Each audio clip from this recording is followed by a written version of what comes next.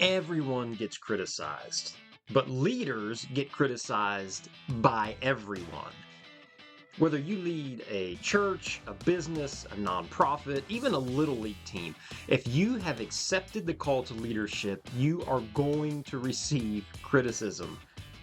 But it's how you deal with it that determines its impact. Criticism can crush you. Oh, well, pardon me, Mr. Perfect! Or it can refine you. And the choice really is up to you. Let's take a critical look at how to handle criticism today on Puddle Road.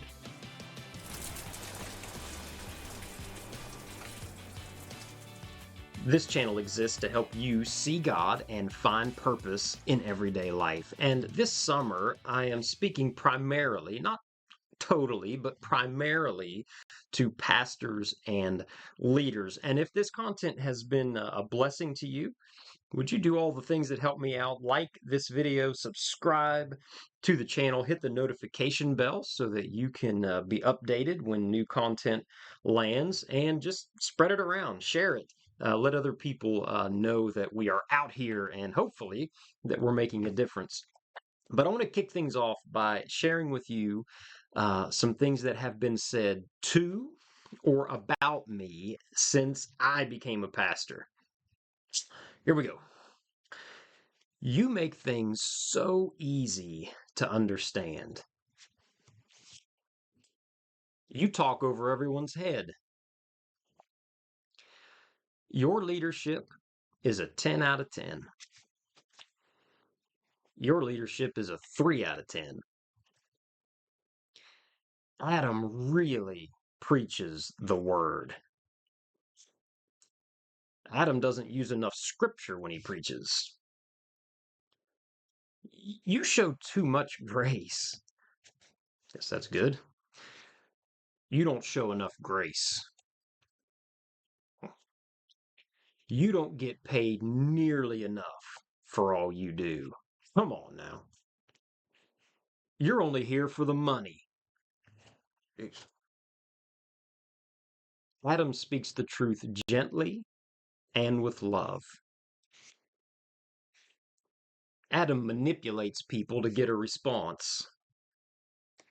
Adam is so humble. Adam is so full of himself. You move too quickly. You don't move quickly enough. You do a great job developing leaders.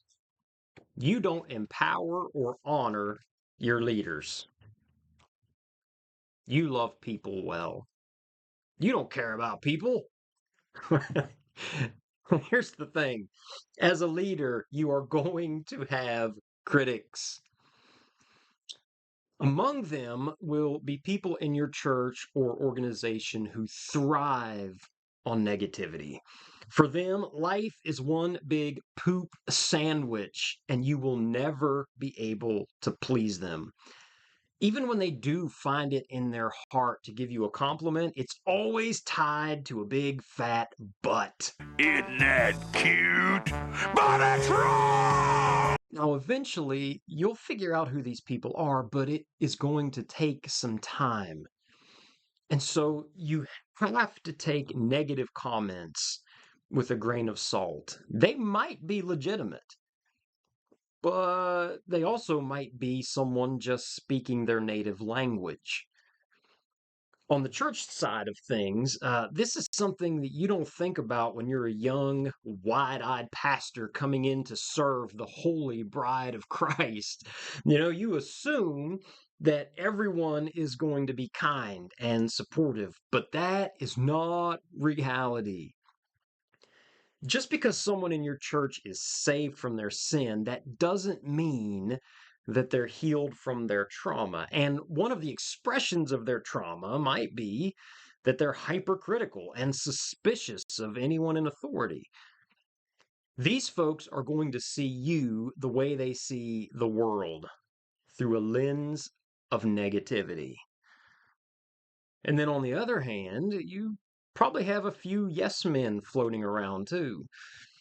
You could serve them a poop sandwich and they'd choke it down with a smile on their face. They see everything you do as worthy of applause and always give you the benefit of the doubt. These folks are fun to have around and they're great for the ego, but they carry their own type of baggage into your church or business or team. Maybe they were raised in a home where they always had to keep mom happy in order to maintain the peace, or they have a history of abuse that's left them fearful of any kind of confrontation. They feel it's their job to keep you happy, even if that means exaggerating your wonderfulness to do it.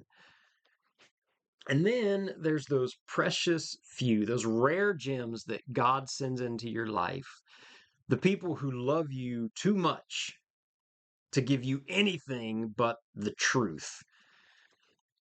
But even they are just human beings. Just because they're honest, that doesn't mean they're right. So my point is that the opinions of others can't always be trusted, but they do need to be heard. And as a leader, you can't let criticism define you, but you can use it to help make you better. The voices of your critics, even the hurtful ones, can serve as a valuable guide if you're willing to look at them objectively. If 90% of your criticism is positive, then you're most likely leading your people well. If nobody ever has anything good to say about your leadership, well, then you've got some improvements to make. But if you are receiving a healthy combination of both good and bad, then what that means is that you're most likely a decent leader who just needs to keep working hard at getting better every day. The key, though, to growing from your criticism is to let it lead you, even drive you to a place of deep self reflection and prayer. There's a passage in the Psalms, Psalm 139, verses 23 and 24, that says this: Search me, O God, and know my heart. Test me and know my anxious thoughts. See if there is any offensive way in me, and lead me in the way everlasting. Search me, God. That is a dangerous prayer. When you get alone with the Lord and ask Him to search your heart, search me and know my heart. That takes a lot of trust in the Lord to ask Him to reveal the deep stuff of your heart, to open it up and just say, Lord, whatever you drag out, whatever you draw out, whatever you bring to the surface, I'm willing to look at it. I'm willing to deal with it because I trust you more than I trust me. I'm a leader of people, but you are the leader of me, and I trust you to reveal what's really in my heart. Test me and know my anxious thoughts. With leadership comes anxiety. We deal as leaders with so much stress and so many demands and so many opinions and so much criticism. It can just turn us in knots. And so we are saying to the Lord in this prayer, test me and know my anxious thoughts. Lord, see what has got me stirred up. There's a reason when I lay down to go to bed at night, my chest is tight. I don't always know the reason, but it's something that I'm dealing with, something someone said, something I haven't processed right yet, something I haven't let go of yet, something I've not given into your hands, Lord. There are things in me that have just got me full of anxiety and worry and stress. Lord, would you reveal my heart? Would you test me? Know why. Show me why I'm feeling the way that I'm feeling.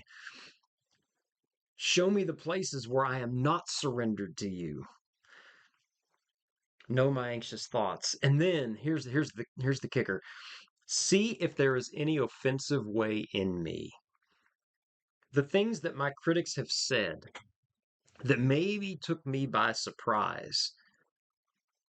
Lord, would you show me which of those things are actually true? Some of them may be coming from someone's own brokenness. Someone of them may be coming from someone's bad day, but some of them might actually be true. Lord, would you show me if there is any offensive way in me? Am I really overbearing, like that person said? Do I really drive people rather than lead people? Am I really a people pleaser? And that's affecting my leadership? Do I really care more about appearance than about effectiveness?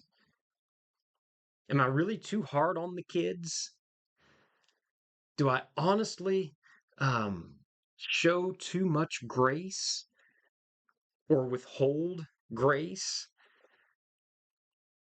Am I loving, or do I really care more about myself and my agenda than I do about the people that I serve? Lord, if there is any offensive way in me, as you are revealing my heart and testing and showing me my anxious thoughts, would you show me if it's in there? And if it is in there, Lord, would you help me to release that to you and to ask for forgiveness so that you can lead me in the way everlasting, so that you can show me a better way. And part of that uh, being led in a better way might mean, as a leader, talking to other leaders and saying, look, this is a weak spot in my leadership. Can you help me to do better? Can you show me some ways to get better at this? It might mean picking up some books and doing some reading. It might mean some extended time in prayer, just asking the Lord to heal what's broken in you that is driving you to lead in toxic ways. But this prayer, it is a dangerous prayer, but it is a powerful prayer. And it's a prayer that needs visited often, especially if you are a leader. It will help you to discern so many things. Did somebody dismantle your confidence with a negative word? Don't let it crush your spirit. Get alone with God and ask Him if it's true. And then you can deal with it. If it's not true, then put it behind you and keep moving forward. If it is true, then start making the changes that you need to make. On the other hand, if you're in a season where there are just endless compliments coming your way all the time, don't let it inflate your ego. And don't assume that because you're doing well now, you don't have room for improvement. Instead, let that draw you back to that place of prayer where you thank God for the blessing, because it's not always going to be that way. Thank Him for the blessing now and ask Him to protect your heart from arrogance and pride. The truth, leader, is that your critics only see you, but God knows you. And He's the one who has the power to make you everything your supporters, followers, and even your critics need you to be. And thank you so much for being with me today on Puddle Road. And remember, let your critics refine you, but never define you. We'll see you next time.